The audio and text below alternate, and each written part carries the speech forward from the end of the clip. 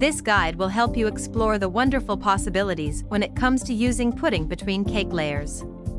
These fillings will help you explore and expand your creativity and create some rave-worthy cakes.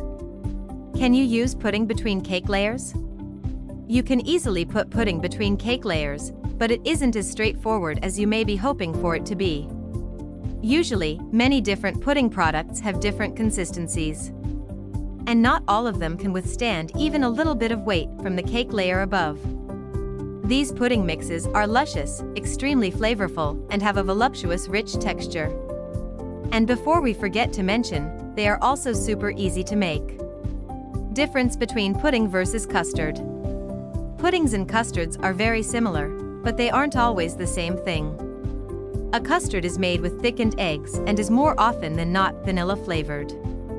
A pudding, on the other hand, is also a thick cream-based dessert, but it isn't made with eggs and it can be flavored in many ways. Puddings are thickened with starch, which is why it is so easy to make powdered premixes. Pudding versus cream fillings. Cream-based fillings are usually super soft and fluffy. But that's about it. Pudding fillings, on the other hand, provide a rich, thick, and creamy consistency that pairs well with crumbly cakes. What type of pudding works best for layering cakes with? For pudding between cake layers, it is best to use an instant pudding mix instead.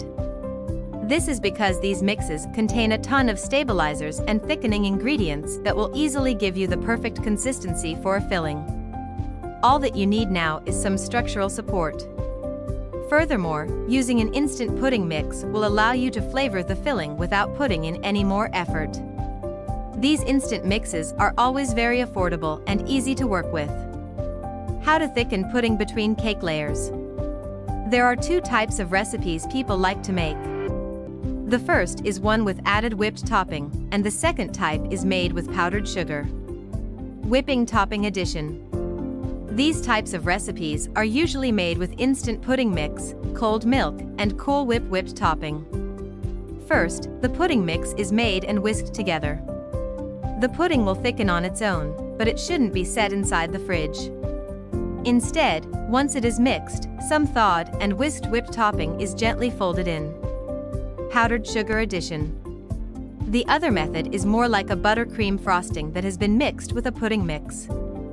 You can, of course, just add powdered sugar to make the filling thicker, but many people like to add creamed butter for a fluffier texture. Either way works, but just make sure that the recipe's ratios work well.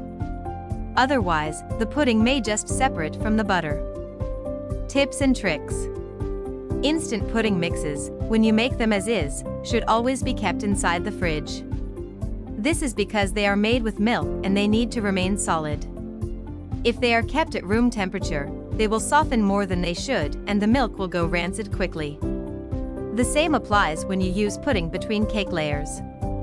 If you don't refrigerate the entire cake, the filling will ooze out and go rancid quickly. This in turn will cause the rest of the cake to also spoil more quickly.